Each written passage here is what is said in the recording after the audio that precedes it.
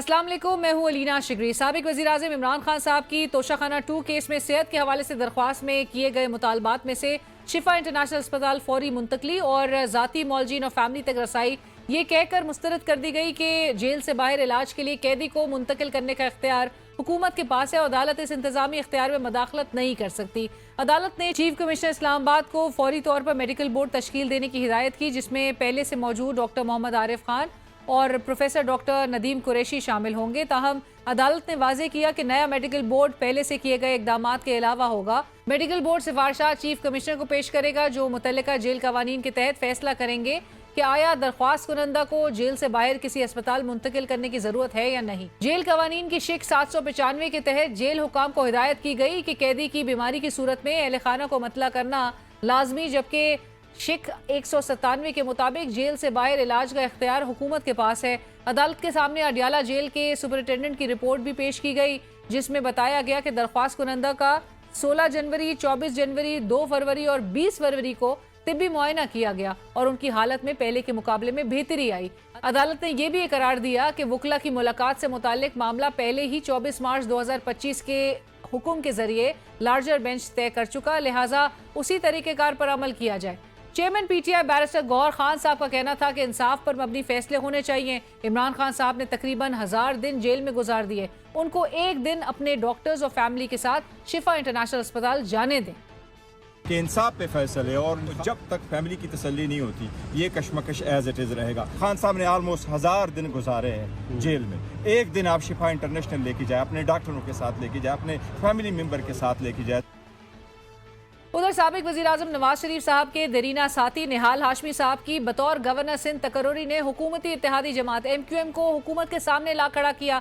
MQM के senior रहनुमा doctor Farooq Sattar साहब का कहना है कि फैसले का मीडिया से पता चला। वफाकी हुकूमत ने पैगाम दिया कि अब उनको हमारी ज़रूरत नहीं, इन्होंने हमें खैर बात कहा, हमें भी इन्हें खैर बात कह देना चाहिए। हम सबको मीडिया के जरिए खबर पता चली, कोई एतमाद में नहीं लिया गया। ये वाज़े तौर पर हमें पैगाम दिया है वफाकी हुकूमत और वजीर आजम ने कि उन्हें अब हमारी जरूरत नहीं है। उन्होंने तो अपनी तरफ से हमें खैरबात कह दिया, हमें हुकूमत से अलहदा होकर हुकूमत को खैरबात कह देना चाहिए। दूसरी जानिब ईरान के supreme leader Ayatollah Syed Mushtaba खामनाई ने अपने पहला बाज़ाब्ता बयान जारी किया। उनका कहना था कि मेरे वालिद, एहलिया और बहन ने शहादत का रुतबा पाया, मेरा ओहदा मुझसे कई चीज़ों का तकाजा करता है। ईरानी रहनुमाओं और अवाम के दरमियान हमेशा राब्ता कायम रहेगा। ईरानी कौम अपने अज़म से दुश्मन को शिकस्त देगी। मुश्किल तरीन वक्त में ईरानी फोर्सेस ने दुश्मन को दंदान शिकन जवाब दिया। दुश्मन ने हमारे स्कूलों पर हमला किया, दुश्मन ने जो नुकसान पहुंचाया उसकी कीमत अदा करनी पड़ेगी। 14 के खून के बदले के हक से दस्तबरदार नहीं होंगे। आबनाए हुर्मुज़ को बंद रहना चाहिए और मशरक़ वुस्ता से अमरीकी अड्डे बंद किए जाएं। अड्डे बंद ना हुए तो हमले जारी रहेंगे। हमें स्टूडियोज में ज्वाइन कर रहे हैं हुज़ैफा रहमान साहब, वज़ीर आज़म के आप मावने खुसूसी हैं, सीनियर रहनुमा नून लीग। सर अस्सलाम वालेकुम, बहुत शुक्रिया ज्वाइन करने के लिए। और हमें ज्वाइन कर रहे हैं MQM से सीनियर रहनुमा MPA हैं आमिर सिद्दीकी साहब। आमिर साहब अस्सलाम वालेकुम, आपका भी बहुत शुक्रिया प्रोग्राम में ज्वाइन करने के लिए। वालेकुम अस्सलाम। और हमारे साथ प्रोग्राम में शामिल हैं ईसा राना साहब, पैनल में हमें ज्वाइन कर रहे हैं सीनियर सहाफ़ी तज्ज़ियाकार ईसा राना साहब। अस्सलाम वालेकुम, शुक्रिया आपका भी बहुत प्रोग्राम में ज्वाइन करने के लिए। गुफ्तगू का आगाज़ हुज़ैफा साहब आपसे, ये टिसोरी साहब की आपने छुट्टी कर दी और इतने अचानक से, अगरचे मैंने कहा जिस तरह के 3 माह से कुछ ना कुछ पक तो रहा था, लेकिन हुआ क्या है? क्योंकि आज फारूक सत्तार साहब ने भी कहा कि ये नून लीग समझती है पीपल्स पार्टी अजीज है तो रखें। जी बहुत शुक्रिया। आपने कहा ना कि हम एक इत्तेहादी को राजी करते हैं, दूसरा नाराज हो जाता है, दूसरे को करते थे पहला नाराज हो जाता है। बहुत ही एक टाइट रोप पे। हाँ, मुनीर नियाजी ने कहा था कि एक और दरिया का सामना था मुनीर मुझको, जबकि और दरिया के पार उतरा तो मैंने देखा। तो बात यह है कि ऐसी बात नहीं है। गवर्नर सिंध की जो तब्दीली थी ये 2 साल से ऑन टेबल थी, लेकिन जाहिर है चीज़ें इतनी तेज़ी से बदलती रहीं, आइनी तरामीम आई, कुछ चैलेंजेस थे गवर्नमेंट को दरपेश, और पीपल्स पार्टी और हमारा तय हुआ था कि सिंध में जो गवर्नर है वो PMLN का होगा। MQM तो किसी उसमें थी ही नहीं ना, यानी ना 3 ना 13 वाली बात। और इवन कि आपको याद होगा कि अगर आज अपने आर्काइव को कहें पिछले 1-1.5 साल पहले कि आप MQM के बयान निकाल कर देखें तो कामरान टिसोरी के खिलाफ भी इनके बयान मौजूद है, क्योंकि कामरान टिसोरी को भी अपना नहीं समझते थे। अच्छा। और इस वजह से कामरान टिसोरी साहब को MQM के कोटे में नहीं थे, वो किसी और के कोटे में आए थे, निगरान दौर से पहले आए और बाकी चीज़ें हुई। अब बात यह कि फिर ये तैनाती हो क्यों नहीं रही थी, बड़ा आपका अहम सवाल, रेलिवेंट सवाल बनता है। देखिए उस वक्त हमारी पार्टी में एक आरा मौजूद थी कि जो हमारी पार्टी के सिंध के सदर हैं बशीर नाम मेमन साहब, उन्हें बनाया जाए। उन्होंने कोई मेरे ख्याल से 80,000 से भी ज्यादा वोट लिए उस हल्के से जो पीपल्स पार्टी का गढ़ समझा जाता है, यानी अंदरून सिंध में। लेकिन पीपल्स पार्टी की बार बार रिजर्वेशन सामने आती रही और ज़ाहिर पीपल्स पार्टी हमारी एक इत्तेहादी भी है। उसके बाद दूसरा अहम नाम था अपने निहाल हाशमी साहब का। तो निहाल हाशमी साहब का नाम 6-7 महीने पहले ही गर्दिश कर रहा था और पार्टी के इनर सर्कल्स में मौजूद था और इसकी हतमी मंजूरी मियां नवाज शरीफ साहब ने दी। मियां नवाज साहब का एक स्टाइल है कि अपने लोगों को प्रोटेक्ट करते हैं, पहरा देते हैं अपने लोगों पर, और अगर कोई उनके लिए कुर्बानी दे कभी भूलते नहीं है। उनकी खूबी यही है कि वो लॉयलिस्टों को याद रखते हैं। यानी कि ये कहना गलत नहीं होगा कि इस फैसले के पीछे मियां साहब के फुटप्रिंट हैं। नहीं, मियां साहब ने ही किया है फैसला, ये मियां साहब का फैसला है। अगर अल्लाह के बाद देखिए शहबाज साहब तो पार्टी में मियां नवाज शरीफ साहब के बाद आते हैं और उन्होंने मियां नवाज शरीफ साहब के हर फैसले की ज़ाहिर कंप्लायंस करनी है। अल्लाह के बाद निहाल हाशमी अगर आज गवर्नर बनने जा रहे हैं तो मियां मोहम्मद नवाज शरीफ साहब की वजह से बनने जा रहे हैं। लेकिन आप इनको बता तो देते हैं आमिर सिद्दीकी साहब की पार्टी को, उनको तो आज मीडिया से पता चला है। नहीं, ऐसी बात नहीं है, हमारे लिए इंतहाई काबिल एहतराम है। लेकिन इनकी जमात के जो सरकर्दा लोग थे उन्हें भी पता था, गवर्नर साहब को भी पता था। गवर्नर साहब पिछले 2 महीने से तगोदो भी कर रहे थे कि किस तरीके से मैं मजीद प्रोलॉन्ग हो जाऊं, लेकिन अब जरा गुंजाइश थी नहीं। तो ये कहना कि हमने शायद एमक्यूएम के साथ कोई डिच कर लिया या उनसे कुछ चीज़ वापस ले ली है, ये तो हमारा अपना प्रोग्रेटिव था।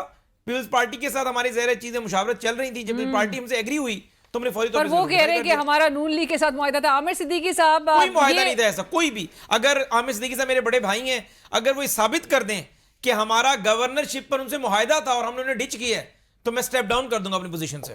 ये दूसरी दफा आप कह रहे हैं। नहीं, और मैं इसार राना साहब मुस्कुरा रहे हैं। जी इसार राना साहब कुछ कहना चाह रहे हैं। मैं नहीं चाहता हुज़ैफा जो है स्टेप डाउन करे। मेरा प्यारा भाई बड़ी मुश्किल से वजीर बना है, आपको कसम है आपने नहीं साबित करना। चले ठीक है, आप साबित ना होने दें, बस मेहरबानी फरमाएं। राइट, बट आमिर सिद्दीकी साहब, जिस तरह से हुज़ैफा साहब की आप गुफ्तगू सुन रहे थे कि ना नून लीग का कोई एमक्यूएम से मुआहदा था, जो आज डॉक्टर फारूक सत्तार साहब जिक्र कर रहे थे, आप टेसोरी साहब के हवाले से आपकी जमात के अंदर खुद रिजर्वेशन थी, वो कह रहे हैं हुज़ैफा साहब आप लोग ओन नहीं करते थे उनको, ना 3 में ना 13 में। हुज़ैफा साहब कह रहे हैं भाई आप तो किसी खाते में नहीं थे आपकी जमात। तो ये आप लोग के लिए सरप्राइज नहीं होना चाहिए था? ये 2 साल से तो एटलीस्ट ये डिलिबरेट कर रहे थे इस बारे में। नहीं देखें, हमारे लिए कोई सरप्राइज नहीं है। और जो हुज़ैफा साहब बात कर रहे हैं ना कि कामन टेसोरी एमक्यूएम के गवर्नर थे, अगर हुज़ैफा साहब में इतनी हिम्मत और जुर्रत है, जो उन्होंने कहा है कि वो किसी और के पैनल पे थे, तो उनका नाम भी ले लें टीवी चैनल पे, अगर इतनी हिम्मत रखते हैं। अब इन्होंने खुद कहा कि प्राइम मिनिस्टर ने तो फैसला नहीं किया, मियां नवाज शरीफ ने किया है, तो ये तो खुद टीवी पे बैठ के कहते हैं कि प्राइम मिनिस्टर तो इनरेलेवेंट हो चुके हैं, फैसले कहीं और से होते हैं। अब इनको वो गवर्नर चाहिए था कि जो गवर्नर हाउस के अंदर कमरे में चुप बैठा रहे, और जिस तरह जुबैर उमर इनके गवर्नर थे मुस्लिम लीग नून के, और जब ये मियां शहबाज शरीफ और ये मुस्लिम लीग नून कहाँ थी जब पीटीएम को एमक्यूएम की वोटों की जरूरत थी, जब मियां शहबाज शरीफ को प्राइम मिनिस्टर बनाना था, तो इन्होंने उस टाइम जो है एमक्यूएम को गवर्नरशिप की ऑफर की, और कामन टेसोरी एमक्यूएम के ही गवर्नर थे। इनके देखें, ये जो इनको बनाया गया, ये नजरिया जरूरत है, क्योंकि नून लीग के पास मेजोरिटी नहीं है। उनको कोई भी एक छोटी सी चीज करवानी होती है, कोई अमेंडमेंट लानी होती है, कोई एक्ट पास करवाना था, पीपल्स पार्टी के बगैर नहीं हो सकता। और हम ये समझते हैं कि इन्होंने आज जो गवर्नर को हटाया है, तो ये नजरिया जरूरत के लिए इन्होंने गवर्नर टेसोरी साहब को हटाया है। और जो ये कहते हैं कि वो किसी और के चैनल पे, तो नाम उठाएं किसके चैनल पे थे वो। कामन टेसोरी तो एमक्यूएम के गवर्नर थे, एमक्यूएम ऑन करती है, और हम इंशाल्लाह ताला जल्द प्राइम मिनिस्टर से मुलाकात करेंगे हमारी सीनियर लीडरशिप, और हम इसके ऊपर भरपूर एहतजाज उठाएंगे। आज भी वो डॉक्टर तारिफ हसन चौधरी साहब ने आपकी जमात के अरकान को जो है वो मनाया भी था। जब जो इनके मैं एक लफ्ज ऐड कर रहा हूँ, आज इनके लोग कह रहे हैं कि एमक्यूएम की कोई रिलेवेंट नहीं है, तो क्या आप 28वीं तरमीम एमक्यूएम के बगैर पास करवा सकते हैं? मुमकिन है ये पास करवा सकते होंगे, तभी ये इस किस्म का पास करवा सकते हैं। मैं इनसे इनकी तरफ बिल्कुल लेकर आऊंगी ये बात। मुझे इसार राना साहब, जरा आप बताइएगा होलिस्टिकली इसका एक जायजा लेते हुए कि ये इस मौके पर आके, इस नेच पर आके एमक्यूएम के साथ इस तरह की एक ये डेवलपमेंट का सामना इनको करवाना, और जिस तरह से हुज़ैफा साहब भी कह रहे हैं कि ये फैसला मियां साहब का था, नवाज शरीफ साहब का था, शहबाज शरीफ साहब तो खुद उनके बाद आते हैं। आपको लग रहा है कि ये कोई पैगाम वाकई में दिया गया है इसार राना साहब इस तैनाती, इस तकर्री के जरिए? देखें, 2 चीजें हैं। एक तो एमक्यूएम, तो आमिर साहब यहाँ मौजूद हैं, इन्होंने नज़रिया ज़रूरत की बात की, तो ज़रा ये भी बता देते हैं कि इन्होंने तो इमरान खान को छोड़ा था ये कह के कि इमरान खान ने बहुत महंगाई कर दी है, तो हम इमरान खान के साथ नहीं रह सकते। तो अभी इस हुकूमत से जुड़े रहने का कोई जवाब बता दें कि क्या है, क्योंकि इन्होंने तो कहा एक ही बात कही थी कि जी इमरान खान की हुकूमत ने बहुत महंगाई कर दी और हम गरीब आवाम के साथ खड़े। हाँ। तो आज अगर गरीब आवाम भूखे मर रहे हैं और एमकेएम फिर भी इक्तिदार की कश्ती के ऊपर कोने पे लटकी हुई है और कह रही है कि चलो इतना ही काफी है कि हमें लटके रहे हैं, तो फिर इनका यही मुकद्दर है जो इनको सामने नजर आया, इनको दिखाया जा रहा है कि एक वजीर कह रहा है कि इनकी हैसियत औकात क्या है जो हम इनसे पूछें, ये ना 3 में ना ये 13 में। तो ये तो एमकेएम को देखना चाहिए कि क्या ये बात जो आम लोग कहते हैं कि इनके डीएनए में अपोजिशन नहीं है, सही है या गलत है। मेरी बात हो सकता है तल्ख हो, लेकिन क्योंकि मुझे माजी याद है तो मैंने कहा मैं एक तो ये दोहरा दूं। दूसरा ये कि जो ये अभी मेरे भाई हुज़ैफा, अल्लाह ताला इनको सलामत रखे, ये इतनी खूबसूरती से सच बोलते हैं कि मुझे यकीन ही नहीं होता कि सच है या झूठ है। वो कह रहे हैं कि किसी के कोटे से आए थे तो इनकी इतनी हिम्मत है कि किसी के कोटे में और छाबे में हाथ मार सकें, कि किसी के कोटे में आए हुए को आदमी को हटा के और ये उसकी जगह अपना आदमी रख सके। मुझे तो ये बात ही इसका हजम जवाब नहीं देना होती। है मैंने दोनों का। ठीक है कि ये किसी के कोटे वाले को जो है वो कर दें, वो किसी को कोयटे वाले को करें, वो इन्हें कोयटा भेज दे सबको वैगन में बिठा के, किसी के कोटे में हाथ डालेंगे तो ये। ट्रेन का टिकट ले ठीक है लीजिएगा, ना? मैं क्या सुन बड़ा ले- मुश्किल सुन सफर है, ले- आज कल तो बीएलए भी है तो मुझे ट्रेन में सुन भेजिएगा। लेना भाई, सुन तो लेना जैफर साहब, मैं तो अवाम हूं ना। एक तरफ क्या कहते हैं दो इक्तिदार की पार्टियां, तीसरा मैं अवाम हूं, अवाम की बात कर रहा हूं मैं तो। मेरी आप बात सुन ले। तीसरी बात ये, मुझे ऐसा लगता है कि नून लीग के हाथ से ना इक्तिदार सरक रहा है और ये इन्हें भी अंदाजा हो रहा है। इसीलिए ये आईनी सीटों पे अपने बंदे बिठाने की कोशिश कर रहे हैं कि ताकि कोई चीज तो हमारे हाथ में रहे ना निकलने के बाद। जिस बुरी तरह इन लोगों ने पाकिस्तान की मईशत का बेड़ा गर्क किया है, उसके बाद वैसे तो इखलाकी तौर पे कोई जवाब बचता भी नहीं था, लेकिन चूंकि इखलाक हमारे मुल्क में कोई इतनी अहमियत नहीं रखती, उसकी हैसियत औकात कोई नहीं है ना। वरना ये कैसे हो सकता है कि सियासी जमातें एक दूसरे के साथ सिर्फ इसलिए जुड़ी रहें कि उन्हें वजारतें मिलती रहें हाँ। या वो इक्तिदार के मजे लेते रहें। इखलाक होता तो कब के मैं आई एम सॉरी, फिर एमक्यूएम ने जिस बुनियाद पे इमरान खान को छोड़ा था, इन्हें 100 दफा छोड़ चुकी होती। वो अभी भी लेकिन आमिर जब सिद्दीकी साहब कह रहे थे प्राइम मिनिस्टर साहब से मिलेंगे। हाँ अभी मिलेंगे, यानी कि देखे ना, वो चांस कोई भी नहीं छोड़ेगा कि चांस ले लें। मेरा ख्याल है कि ये तो आई एम सॉरी टू से पीपल्स पार्टी, नून लीग और एमक्यूएम तीनों का इत्तेहाद सिर्फ अपने इक्तिदार की बका के लिए है। ना इनका ताल्लुक गरीब आवाम से, ना भूख से, ना महंगाई से, ना बेरोजगारी से। ये तीनों अभी भी इक्तिदार की जंग के मजे लेने, वो इक्तिदार के मजे लेना चाह रही हैं, ले रही हैं। और मुस्लिम लीग नून की हैसियत ऐसी है जैसे उसने 2 बीवियां पाली हों और दोनों ही बहुत ज्यादा क्या कहते हैं डिमांडिंग है और ये stuck between the devil and the deep blue sea वाली बात हो गई है इनके लिए, नून लीग के लिए। मैं इसारा आला साहब आपकी ये जी आप कंप्लीट करें, मैं फिर हुज़ैफा साहब की तरफ। बस ये कि एमक्यूएम चूंकि गरीब घर की बच्ची है ना, तो उससे चीजें छीन के बेडशीट वगैरह आप पीपल्स पार्टी अमीर घर की बच्ची को दे सकते हैं। लेकिन एमक्यूएम ने चूंकि उसको कह ये दिया था कि बेटी तेरी डोली गई है, वहां से डोला ही निकले, ठीक है ना, तो वो तो इक्तिदार छोड़ेंगे नहीं, चाहे आप कुछ भी कर लें। और जिस अब मैं चाहूंगी हुज़ैफा साहब तसल्ली से आप भी रिस्पॉन्ड करें। एक तो इक्तिदार सरकने वाली बात जो इज़हार राना साहब कर रहे हैं, आप तीनों जमातों के लिए सिर्फ और सिर्फ इक्तिदार इस वक्त मायने रखता है, और जो आमिर सिद्दीकी साहब भी कह रहे हैं कि 28वीं तरमीम आप इनके बगैर करवा लेंगे। एक तो राना साहब को पता होना चाहिए कि एमक्यूएम जो है वो कमज़ोर घर से नहीं है। एमक्यूएम बड़े तगड़े और वो यानी ऑन द लाइटर नोट, यानी जिसको बस मैं लफ्ज़ इस्तेमाल नहीं करना था फिर उस पर ज़रा एतराज़ हो जाएगा। लेकिन एमक्यूएम की जो है वो तगड़ापन सिर्फ ये नहीं होता कि बंदा जो है पैसे से तगड़ा हो। एमक्यूएम के पास डंडा सोटा वाला स्टाइल पूरा मौजूद है, तो एमक्यूएम को तगड़ा ही रखें, एमक्यूएम को कमज़ोर ना करें। ऑन द लाइटर नोट बात कर रहा हूँ मैं।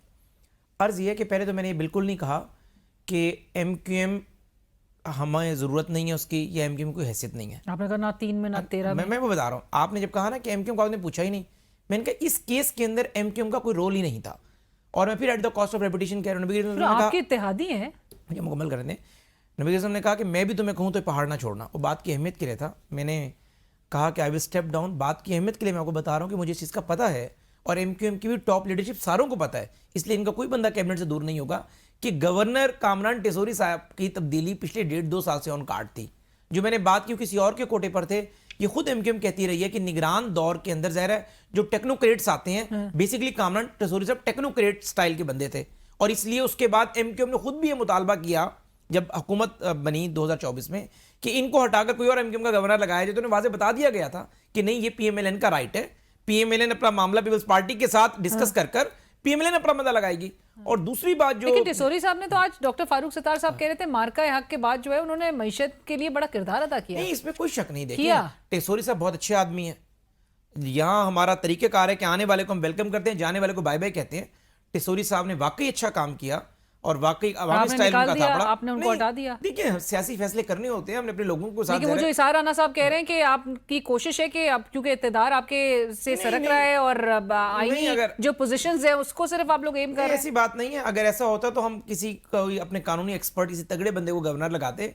हमने अपने एक कारकुन को लगाया, यानी आम आदमी को उठाकर मियां नवाज शरीफ ने गवर्नरशिप दी है। वो सिर्फ और सिर्फ टोकन ऑफ रिस्पेक्ट के लिए दी है कि पीएमएलएन कारकुनन की इज्जत करती है। ये कहना कि इक़्तिदार सिरक रहा है, और इक़्तिदार अगर सिरक रहा है, मेरा तो इस पे ईमान है कि अगर ये कुर्सी इतनी मजबूत होती तो मुझ तक कैसे पहुंचती। ये तो बड़ी टेम्परेरी चीज होती है, पता नहीं चलता कि इन्हें ना जाने का पता तो ना आने का पता तो होता। आमिर सिद्दीकी वाली बात, वो आमिर सिद्दीकी साहब कह रहे हैं कि आप 28वीं तरमीम इनके बगैर नहीं बिल्कुल करवा सकते। इनके बगैर देखिए मैं कहूँ जी करा सकते हैं। आपने तो फिगर पे बात करनी है कि मुझे नंबर पूरे कर दें, 228 या 29 नंबर पूरे कर दें। हाँ। हमारे पास इनके साथ मिलाकर तकरीबन 234 नंबर बनते हैं। इनके बगैर हमारे पास नंबर नहीं है, और इंशाल्लाह जब तरमीम हमने करानी अगर होगी तो हमारे साथ होंगे। अभी भी आमिर सिद्दीकी साहब आपके तमाम रिजर्वेशंस जो है वो दूर करेंगे, लेकिन इसार राना साहब ने जो बात की कि आपने इमरान खान कमजोर साहब घर की नहीं उस है कमजोर घर वाले बात पे भी आप जरूर जवाब दे दीजिए। लेकिन आपने इमरान खान साहब के उस इत्तेहाद को छोड़ा, अवामी जो सारे बातों को, इश्यूज को जवाब बना के आज भी जो हालात है वो आपके सामने है। सो अगर एक वाकई में सही मानों में अगर आप लोग एक पोजीशन लेते, एक क्या ही कोई एक अच्छी ऑपोजिशन कर रहे होते, तो लोगों में शायद उस तरह से एतमाद भी रीगेन हो जाता है एमक्यूएम के लिए। देखिए मैडम, ये इसार साहब ने जो बात की, मैं उनकी एक बात से वो जो बात कर रहे हैं ना कि देखिए पीपल्स पार्टी और नून लीग दोनों को ये चीज महसूस हो चुकी है कि इक्तिदार इन दोनों के हाथ से जाने वाला है, और ये जो फैसला है ये इसकी एक कड़ी है। आगे चल के मार्च के बाद अप्रैल में आप लोग को खुद अंदाजा होगा, जो सर ने बात की है वो बिल्कुल ठीक है कि इन दोनों जमातों को अंदाजा होगा, क्योंकि इन दोनों ने वो तबाही मचाई है। एमक्यूएम के साथ कराची की अवाम में अवामी ताकत है। प्राइम मिनिस्टर से फाइनल बात होगी कि आपने शहर को और मुल्क को ऐसे ही लेके चलना है कि इन लुटेरों को जो है पूरे इख्तियारात देने। आज इस शहर और इस सूबे की हालत आप देख लें कि अगर एक गवर्नर अवामी बातें उठा रहा था और वो चीजें आगे लेके चल रहे थे, तो पीपल्स पार्टी को तकलीफ हुई तो नून लीग को कहा कि आप अपना गवर्नर लगाएं। और जहां बशीर मेमन साहब की बात थी तो पीपल्स पार्टी ने कहा था उनको हम नहीं लगाएंगे। तो नून लीग की इतनी हिम्मत नहीं हुई कि बशीर मेमन को गवर्नर लगा देते। तो ये किस उसकी बात करें, इंशाल्लाह ताला हमारा लाएमल बड़ा सख्त होगा और हम प्राइम मिनिस्टर से फैसला कौन बात करेंगे। तो आप लोग हुकूमत का हिस्सा नहीं रहेंगे? जी, ये तो सीनियर क्या था, फाइनल बात करने जा रही है कि प्राइम मिनिस्टर से मुलाकात होगी। पुरानी तनख्वाह पे काम करेंगे, नाराजगी हो जाती है, मना लेंगे। आप पीपल्स पार्टी को कहते थे पुरानी मिन्नत तरला कर लेंगे हम इनका कोई प्यार तनख्वाह मोहब्बत नहीं, से। हमने 27वीं पुरानी तरमीम तनख्वाह पे की ना बात कोई नहीं कर वो रहे। आगा रफीउल्लाह साहब कह रहे थे कि एमक्यूएम पुरानी तनख्वाह पे ही काम करती रहेगी। नहीं, क्या देखिए पता, हमने नून लीग की तरह या MKM पीपल्स को और पार्टी वजारत की दे तरह दें। हमने कोई डिमांड मरकज की, में ना कोई पुरानी फंड्स लिए, तनख्वाह ना नहीं, कोई नई हमने तनख्वाह कोई कर चीज लेते की। हैं। 27वीं जी, तरमीम जी, को वोट किया सिर्फ इसलिए कि मुल्क आगे बढ़े। हमने सिर्फ मुल्क की खातिर वोट किया, हमने कोई ना इनसे वजारत ली। वो ना कह रहे हैं कोई क्या हमने पता हम डेवलपमेंट आपको एक और स्कीमें ली, वजारत दे दें। कुछ भी तो नहीं नई ली। तनख्वाह हो जाएगी ना, फिर पुरानी तनख्वाह वो नहीं आपको रहेगी। नई देखिए, वजारत की ऑफर कर रहे हैं। नहीं जी, इनको पता चल जाएगा। मैं आपको कह रहा हूँ ना कि इंशाल्लाह जो सर ने बात की इनको पता चल जाएगा, इक्तिदार इनके हाथ से निकलना शुरू हो चुका है। साराना साहब बहुत शुक्रिया आपके वक्त का भी। हुज़ैफा साहब thank you so much for joining us. Aamir Siddiqui साहब आपका भी बहुत शुक्रिया। प्रोग्राम में वक्त हुआ एक ब्रेक के साथ होगी। सरदार लतीफ खोसा साहब नीड्स नो इंट्रोडक्शन, हमें ज्वाइन करें प्रोग्राम में। साबिक गवर्नर पंजाब, सीनियर रहनुमा पाकिस्तान तहरीक इंसाफ, रुकने कौमी असम्बली और इमरान खान साहब के वकील भी हैं। खोसा साहब अस्सलाम वालेकुम, बहुत शुक्रिया प्रोग्राम के लिए आपने वक्त निकाला। Thank you so much for having me, taking me on the show. खोसा साहब, प्रोसिक्यूशन तो ये मौक़िफ़ अपनाए हुए थी कि अगर तो डॉक्टर्स रेकमेंड नहीं करते तो किसी कैदी को अस्पताल मुंतकिल नहीं किया जा सकता, अदालत ये इख्तियार मुंतकिल करने का नहीं रखती है। आपके ख्याल में यही वजह थी कि जिसकी बेसिस पे आपकी आज की ये दरख्वास्त जो है वो मुस्तरद हुई, या फिर भी आपको इसमें कोई एक सिल्वर लाइनिंग नज़र आ रही है कि एक नया बोर्ड तश्कील दिया जाने का हुक्म दिया गया है और वो फिर डिसाइड करेगा? देखिए, बिल्कुल आप सही कह रही हैं। ये 3 साल पहले जब खान साहब को 5 अगस्त 2023 में जब सज़ा हुई इनको तोशाखाना 1 में, जो चीफ इलेक्शन कमिश्नर जो है, डिस्ट्रिक्ट इलेक्शन कमिश्नर इस्लामाबाद की कंप्लेंट जो की गई थी इलेक्शन कमीशन के हुक्म पर, जिसमें उन्हें मिस डिक्लेरेशन, यानी जो डिक्लेरेशन हर साल MNAs करवाते हैं और इमरान खान साहब ने एज अ प्राइम मिनिस्टर वो 4 गोशवारे जो थे 2018, 19, 20, 2021 इन गोशवारों का कहते हैं कि तोशा खाना की जो ख़रीदो फरोख्त थी उसका इंदराज नहीं किया था, लिहाजा वो उन्होंने कहा ये करप्ट प्रैक्टिसेस में आता है और 174 इलेक्शन एक्ट में उन्हें 3 सिंपल इम्प्रिजनमेंट और 1 लाख जुर्माना अदम अदायगी में 6 माह। वो आप अंदाज़ा करें कि वो 23 का 24 अगस्त 2023 का वो आगे 26 में लगाई गई पिटिशन, और जब अब लगी तो मौजूदा चीफ जस्टिस की 2 रुकनी बेंच ने कहा कि खोसा साहब ये तो बहुत पुरानी है। तो मैंने कहा जनाब कोई कमी नहीं आई है, उनके साथ जुल्म इतना रवा किया गया है कि उनकी दाहिनी आंख जो है वो उनकी बिनाई चली गई है और इसलिए ये तो इख्फा करती रही और अब वो अटक जेल से अडयाला जेल में है और उनकी हालत इज़हार पर जो है अक्टूबर 2025 को वो उन्होंने सुपरिंटेंडेंट अडयाला जेल से बाहर हाँ कहा, लेकिन उनकी जूं तक ना रेंगी और बिलाखिर जब बिल्कुल उनको दिखना बंद हो गया दाहिनी आंख से तो फिर उनको पिम्स में लेकर गए और वो भी रात की तारीकी में, ना फैमिली को बताया ना किसी वकील को बताया और चोरी चोरी उनको लेकर गए और वहाँ एक प्रोसीजर करके और फिर भी 15% जो है 15% उनकी बिनाई आई और 85% उनकी ज़ाहिल हो गई है। तो इस पर चीफ जस्टिस साहब ने अटॉर्नी जनरल को अगले ही दिन के लिए बुला लिया और 12 तारीख को फ्रेंड ऑफ द कोर्ट उन्होंने 12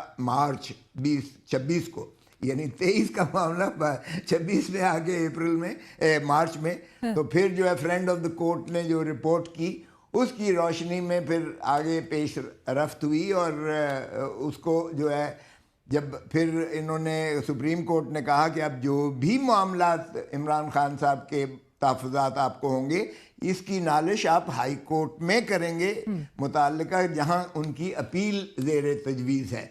इस अपील में मैंने सस्पेंड करवा दी थी, उनकी सज़ा को मुअत्तल करवा दिया था, उनकी ज़मानत करवा दी थी इस केस में। तो हमारे यहाँ अब 4 मारूज़ात थी जो मैंने फिर सुप्रीम कोर्ट की हिदायत पर इस्लामाबाद हाई कोर्ट में की और वो जो है डिवीज़न बेंच के पास आज उसकी समाअत थी और इसमें 4 बातें जो हमने की थी। नंबर 1, उनको जो है फौरी शिफा इंटरनेशनल में शिफ्ट किया जाए इसलिए कि पिम्स में कोई रेटिना स्पेशलिस्ट है ही नहीं, यानी माहिर अमराज चश्म कोई नहीं है पिम्स में, तो पिम्स में किस लिए लेकर गए थे और वो भी इख्फा रखा 5 दिन और वो भी आपने, यानी आपका मतलब है आपके किसी सहाफ़ी भाई ने वो जब खबर दे दी तो फिर 5 रोज लगे थे हुकूमत को ये तस्लीम करने में भी। जी ये तस्लीम करने में कि जी 20 मिनट पिम्स में ले गए थे उनको रात के 12-1 बजे और वहाँ प्रोसीजर 20 मिनट का हुआ और उनको जो है टीका लगाया गया और फिर वापस उनको अडयाला जेल। तो इससे ज़ाहिर है कि सरासिमगी फैल गई और सारी पार्टी में भी, उनकी फैमिली में भी और हम वकला को भी बहुत ज़्यादा परेशानी हुई। खोसा साहब, आपने जिस तरह से कहा कि चार जो आपने जो दरख्वास्त और इस्तदा की थी जिसमें अस्पताल मुंतकली, साथ साथ आपने कहा कि दूसरी जो ज़ाती मौलजीन है उनके उन तक जो है उनको मुआयने की इजाज़त दी जाए, तीसरा जो फैमिली की रसाई थी और चौथा इमरान खान साहब के जो इलाज के बारे में रिपोर्ट्स हैं उनके वकला को फराहम की जाए। अब 2 तो एटलीस्ट आउटराइटली रिजेक्ट कर दी। एक नया बोर्ड, मेडिकल बोर्ड जो है वो तश्कील देने का हिदायत दी गई है, हुक्म दिया गया है, लेकिन उस बोर्ड में अगेन वही 2 डॉक्टर्स होंगे जिस पर आपकी पार्टी को, आप लोगों को एतराज था कि ये गवर्नमेंट कमीशन बोर्ड के वो पहले भी हिस्सा थे। डॉक्टर नदीम कुरैशी साहब के भी नाम के हवाले से जरूर खोसा साहब बताइएगा, क्योंकि आज उसका जिक्र आप लोगों की तरफ से नहीं हुआ, आज जिक्र अलीमा खान साहिबा ने किया। सो उस पर भी बड़ी तनकीद की जा रही है कि क्या वो बिल्कुल आप वकला के मौक़िफ़ से मुख्तलिफ बात की है अलीमा खान साहिबा ने? देखें, अब आप यहाँ थोड़ी सी शरारत कर रही हैं। आप हमें जो है, हम देखें अलीमा खान उनकी बहन है और हमें बहुत मोहतरम हैं और जाहिर है कि उनके जो एहसासात और जज्बात अपने भाई के बारे में हो सकती हैं और जितनी वो मुतफक्र हो सकती हैं उतना कोई भी नहीं हो सकता है। सो उनकी जो है जज्बात और जोश खिताबत में अगर उन्होंने ये बात कही कि जो है हमारे मुआलिज जो आसिम यूसुफ हैं उन्होंने कहा था कि अच्छा चलें अगर हमें नहीं लेते। देखिए पहला था कि कामरान फैसल और आसिम यूसुफ ये इमरान खान साहब के ज़ाती मुआलिज थे, जिनके पास इमरान खान साहब का सारी पास्ट हिस्ट्री उनके पास मौजूद थी। मगर जब ये न माने उस पर, तो गालिबन जो है अलीमा खान ने उस शायद सियाक व सबाक में कहा कि फिर आसिम यूसुफ ने इनका नाम लिया था। लेकिन अब वहाँ खड़ा होकर अलीमा खान ने कहा कि अब तो वो हमारा फ़ोन भी नहीं सुनते और गन पॉइंट पर उनको डिक्टेट किया जा रहा है। सो इसलिए इस वक्त जो है मौजूदा कैफियत में जो अलीमा खान हैं उन्होंने उसकी कोई पजीराई नहीं की और उसको हमने एक्सेप्टेबिलिटी नहीं दी। और अगरचे ये जो है, और हमने यही कहा कि क्यों कर इतनी सीक्रेसी बढ़ती जा रही है। अगर आप कहते हैं कि आपने मुआलिज बेहतरीन चुने और आपने बोर्ड बकौल आपके आप ले गए और आपने कहा कि आप पिम्स में भी लेकर गए और उनका जो है आपने 2 दफ़ा इंजेक्शंस भी लगा के आप कह रहे हैं कि इम्प्रूवमेंट हो रही है, तो फिर किस चीज़ की जो है पर्दादारी है? क्यों कर फैमिली को इन्वॉल्व नहीं किया जा रहा? क्यों कर उनके मॉलेज को जो है एसोसिएट नहीं किया जा रहा? तो ये हमारी बड़ी जायज़ बात थी और मैं समझता हूँ कि अगर ये बात शायद ना आती तो वो आउटराइट, और जैसे आपने पूछा कि हमें कितनी यकीन था, देखें जो तो आपको लग रहा था कि ये अदालत फैसला कर देती उनको अस्पताल मुंतकिल करने का अगर ये गुफ्तगू ना होती? देखें इसका तो कोई रिकॉर्ड नहीं था कि ये जो थे मौसूफ डॉक्टर साहब ये कोई हमारी किसी मुआलिज के रिकमेंडेशन, इसका कोई ना तो सफ़ाई मिसल पर सबूत था, ना ही उनकी जानिब से ये कहा गया कि ये इन्हीं की पसंदीदा थे, और ना ही इसकी क्योंकि हुकूमत का बार बार हुकूमत ने यही मौक़िफ़ अपनाया रखा कि ये डॉक्टर नदीम कुरैशी साहब का नाम पीटीआई की तरफ से आया, आपकी लीगल टीम की तरफ से आया है, आप लोगों की जानिब से आया है कि डॉक्टर नदीम कुरैशी जो हैं वो इसमें ज़रूर होने चाहिए। अरे बाबा नहीं, वकील तो मैं हूँ इसमें। देखें जब फ्रेंड ऑफ द कोर्ट बनाया गया तो सलमान सफदर वकील नहीं है इस केस में, वो तो इत्तेफाक से बैठे हुए थे चीफ जस्टिस साहब की या अफरीदी साहब की अदालत में, तो उन्होंने उनको देखा और कहने लगे अब आपको हम अगर फ्रेंड ऑफ द कोर्ट बना दें। मुझे इसलिए सूट करता था कि दूसरे केसेस में वो इमरान खान के वकील हैं। फिर जो फ्रेंड ऑफ द कोर्ट होता है, देखें अमाइकस क्योराई जो होता है वो अदालत ही मुतसबर होती है, क्योंकि अदालत खुद जाने की बजाय अदालत अपने दोस्त को, अपने अमाइकस क्योराई को भेजती हैं और वो उनकी रिकमेंडेशंस यही 4 थी जो मैं आपको अर्ज कर रहा हूँ। तो उनकी रिकमेंडेशंस हमारे हिसाब से वो ऑर्डर ऑफ द कोर्ट मुतसबर होती है, तो उसकी तकमील करना ये हाई कोर्ट का काम होता है आर्टिकल 187 में। इसलिए मुझे ये यकीन था कि ये जब अमाइकस क्योराई की रिपोर्ट पढ़ेंगे जज साहबान तो वो कहेंगे भाई इसकी तकमील क्यों नहीं की, इसमें तो साफ लिखा है कि उनके ज़ाती मुआलिज उसको एसोसिएट किए जाएं। डिस्कशन को आगे बढ़ाएंगे एक ब्रेक के बाद। Welcome back. हमारे साथ प्रोग्राम में मौजूद है सरदार लतीफ़ कोसा साहब। ऑलरेडी इसमें बड़ी ताख़ीर हो चुकी है, तो क्या अब आप लोग वेट करेंगे कि ये बोर्ड जो है वो कॉन्स्टिट्यूट हो? Again board includes the same 2 doctors जिस पर आप लोगों का एतराज़ था, उन्हीं के कॉन्स्टिट्यूशन के साथ इस बोर्ड की उसका फैसला आने तक वेट करेंगे या फिर आप लोग अदालत में चैलेंज करने की तरफ जाएंगे? देखें अभी तो चीफ कमिश्नर जो आईसीटी को जो हुक्म दिया गया है कि बोर्ड कॉन्स्टिट्यूट करे, उसमें उन दो, देखें जज भी जब कोई एतराज़ करता है या कहता है कि लार्जर बेंच बनाया जाए तो वो जज उसमें शामिल होता है। अब अगर बोर्ड बनाना है तो उन डॉक्टर्स को भी शामिल किया जाता है बोर्ड में। हमारा मौक़िफ़ ये था कि उनको पहले आप शिफा में भेज दीजिएगा, उसके बाद आप बोर्ड बनाएं और हमारा मुआलिज जो आसिम यूसुफ उसको भी साथ एसोसिएट करें, और ताकि ये सारे कंबाइंड मिलकर तमाम उनके जो टेस्ट हैं, तमाम लेबॉर्ट्रीज मौजूद हैं वहाँ, उनका जो भी टेस्ट, तो वो बात तो नहीं सुनी गई कोसा साहब। अब क्या आगे क्या करेंगे? आप लोग वेट करेंगे? नहीं देखें आज वो शॉर्ट ऑर्डर तो उन्होंने 15 मिनट का वक्फा किया था, फिर जाने के बाद उन्होंने आके शॉर्ट ऑर्डर लिखा हुआ उन्होंने पढ़ के सुनाया, तो वो आज ही मेरे ख्याल में अटॉर्नी जनरल और प्रोसिक्यूटर जनरल या एडवोकेट जनरल जो जिसके भी जिम्मे लगता है वो मेरे ख्याल में उन्होंने कम्युनिकेट कर दिया होगा। आज बोर्ड बन जाएगा। सो या आपको खोसा साहब, मैक्सिमम सुबह इन तक शॉर्ट, हो जाएगा। आपको इस सरकारी मेडिकल बोर्ड से कोई उम्मीद है या आपके ख्याल में ये बोर्ड भी वही कुछ फैसला करेगा जो हुकूमत कहेगी?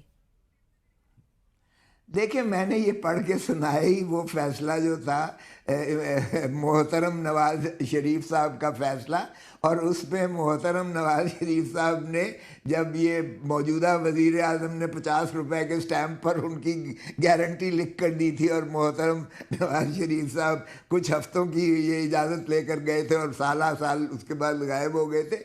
तो हमारा ये मौक़िफ़ था कि आप एक सज़ा याफ्ता वज़ीर आज़म जिसको आपने भेजा, जो अब मौजूदा वज़ीर आज़म है, आप दोहरे मयार से जो है मौजूदा वज़ीर आज़म, साबका वज़ीर आज़म के साथ सलूक नहीं कर सकते हैं, और उनको भी इसी तरह उनके ज़ाती मुआलिज को भी देखने दिया गया, और फिर उसी की बावर करते हुए रिपोर्ट की बुनियाद पर आपने उनको जो है मुखलसी दी। बाहर का फिस्तायत तो अपने जोबन पर है, लेकिन फिर भी दुनिया उम्मीद से ही कायम है, और मैं तवक्को करता हूँ कि वो यकीनन जो है इंसाफ करते हुए इनको फौरी जो है अल शिफा इंटरनेशनल में दाखिल करने के बाद उनका जो है पूरा प्रोसीजर्स के साथ उनका इलाज करवाएंगे, ताकि वो जो है उनकी सेहत पर कोई आंच ना आए और ऐसा ना हो कि इररिपेरेबल लॉस हो, जो सारे रियासत उसकी बाद में जिम्मेदारी भुगतती रहेगी। खोसा साहब, वैसे जिम्मेदारी तो आज एडवोकेट जनरल साहब की आप गुफ्तगू सुन रहे थे, वो तो जिम्मेदारी लेने को भी तैयार है। यहाँ तो इस मुल्क में डॉक्टर्स जो हैं वो किसी पेशेंट की जिम्मेदारी या उसकी तब सेहत के हवाले से कोई गारंटी नहीं देते, लेकिन एडवोकेट जनरल साहब ने ये जरूर कहा वरना लॉ एंड ऑर्डर की सूरत हाल बन जाएगी अगर तो उनको मूव किया गया।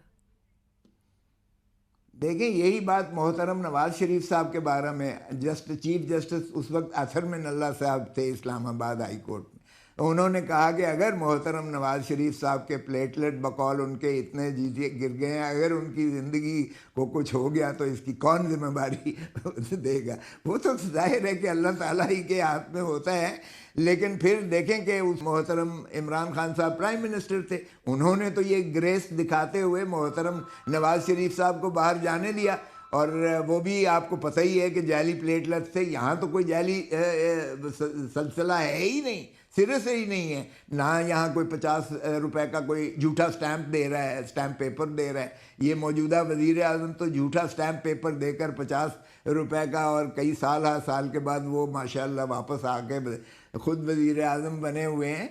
तो ये तो फिर इनको देखना चाहिए कि भाई अगर वाकई और संजीदगी उसकी, ये तो हम नहीं कह रहे हैं, ये तो सारी दुनिया जो है इनके अपने मुआलिज कह रहे हैं, इनके अपने टेस्ट कह रहे हैं, इनका अपना प्रोसीजर कह रहा है कि रेटिना जो है उनकी डैमेज हुई, और उस डैमेज के नतीजे में अभी 15% सिर्फ जो है विजिबिलिटी है, और उसका प्रोसीजर जो है उन्होंने तसलसल उसमें कंटिन्यूटी कर दी हुई है। सो मैं तवक्को करता हूँ इंशाअल्लाह अल्लाह ताला जो है वो बेहतरी करे सारों के लिए, क्योंकि ये मुल्क के लिए भी बेहतर है, ये हमारे सियासी जो है इस्तेहकाम के लिए भी बेहतर है कि मोहतरम इमरान खान साहब की इसमें कोई सियासत का आंसर नहीं है। और आपको खोसा साहब फिर भी इस पूरे सिनारियो में एक सिल्वर लाइनिंग, बहरहाल आप होपफुल हैं, आपको नजर आ रही है। आपने 2 रोज कबल भी आपने कहा था कि ईद से पहले इमरान खान साहब शायद बाहर आ भी जाएंगे। आप अभी भी अपनी इस बात को मेंटेन कर रहे हैं? देखिए, मैं इसलिए मेंटेन कर रहा हूं कि मेरे जिम्मे जितने केसेस हैं, इस केस में भी जिसमें आज ये ऑर्डर हुआ है, इस केस में भी मैं उनकी ज़मानत करवा चुका हूं। इस केस में वो उनकी सज़ा जो है वो सस्पेंड होकर वो मचल के दाखिल किए और इसमें ज़मानत पर हैं। तो एक ही केस था जिसको तोशाखाना जो अलकादर ट्रस्ट का या 190 मिलियन का पाउंड का जो कल लगा हुआ था, उसमें भी अगर वो समात हो जाती तो वो ज़मानत उनकी हो जानी थी और बाहर आ जाते। मैं आज भी कायम हूँ, जिस दिन वो केस की समात हुई इंशाअल्लाह इमरान खान जो है बाहर आ जाएंगे। राइट, पर खोसा साहब please allow me to ask you कि आप पर तनकीद भी, मतलब बावजूद इसके कि पूरे पाकिस्तान को पता है आपकी एक्सपर्टीज़ का, इसमें कोई शक नहीं है। आपका एक इम्पेकेबल एक आपकी प्रोफाइल रही है हमेशा से, लेकिन जो तनकीद की जा रही है परसों के हवाले से कि जी लोगों की जानिब से कहा गया और आपकी पार्टी के अंदर के लोगों की जानिब से ये बात कही गई कि बगैर तैयारी के खोसा साहब जो है उनको नहीं जाना चाहिए था, लेकिन आपके इस लीगल किरदार पर बार बार ये जो सवाल उठाए जा रहे हैं, how do you respond to it? ये क्यों हो रहा है? ये कोई सियासत हो रही है पार्टी के अंदर की, आपके वो डिविजन्स है जो आड़े आ रही हैं, क्या है? नहीं, पार्टी मेरी के तो माशाल्लाह बहुत जानदार है। हमारा कारकुन, हमारा टाइगर जो है इमरान खान के शहदाई, ये दरअसल डिसइंफॉर्मेशन सेल जो हुकूमत का है, ये वो इस किस्म का उसको स्पिन देता है कि वो जो है ये कोशिश करता है कि आपस में लड़ाया जाए, मगर मैं उनमें नहीं हूँ जो ऐसे ही उसके पीछे भाग पड़े या उसको तनकीद को अपना ज़ाती कोई समझूं। साहब जाते जाते आखिरी सवाल, गुज़िश्ता रोज़ जो पाकिस्तान तहरीक इंसाफ की पार्लिमानी पार्टी का इजलास हुआ, खबर ये एक सामने आई कि अरकान पार्लियामेंट वो चाहते हैं कि अब असम्बलियों से इस्तीफ़ा दे दिया जाए, क्योंकि जब कमेटी से इस्तीफ़ा दे के निकले तो उससे भी कोई खातिर खा फ़र्क नहीं पड़ा और पीटीआई कोई फ़ाल किरदार भी नहीं अदा कर सकी सो फार। सो आपके ख्याल में ये एक तो ये बात की तस्दीक भी आप करिएगा कि ऐसी राय कोई पाई जा रही है, और क्या वाकई में ये वजन रखती है कि असम्बलियों में अब इन असम्बलियों में बैठने का फ़ायदा नहीं है पीटीआई के लिए? देखिए, 2-3 एजेंडा आइटम्स थे। एक तो बिला किसी उसके यूनानिमसली पास हुआ, जो मैंने करारदाद पेश की थी और मैंने उसमें ये किया था कि मोहतरम इमरान खान साहब का जो 2.5 साल से ज़ायद अरसे से वो पाबंद सलासल हैं, उनकी सेहत के वजह से हम नहीं चाहते, हम अदालती ज़रिए से उनकी बरीयत तो हम अदालती ज़रिए से लेंगे। दूसरा इशू ये था कि क्या कमेटियों में हमें जो है वापस जाना चाहिए या कमेटियों की बदस्तूर है। तो वो जाहिर है चूँकि इमरान खान साहब ही की जानिब से हमने इस्तीफ़े दिए थे बशमूल मेरे, तो उसमें जो कंसेंसस पाया गया वो यही था कि खान साहब को ये इस्तदा की जाए कि हमें कमेटियों में वापस जाना चाहिए। साहब, thank you so much for your time, बहुत शुक्रिया, it was a pleasure hearing you, thank you for being part of the show. और इसी के साथ ही प्रोग्राम की टीम अलीना शिगरी को इजाज़त दीजिए, अल्लाह हाफिज़।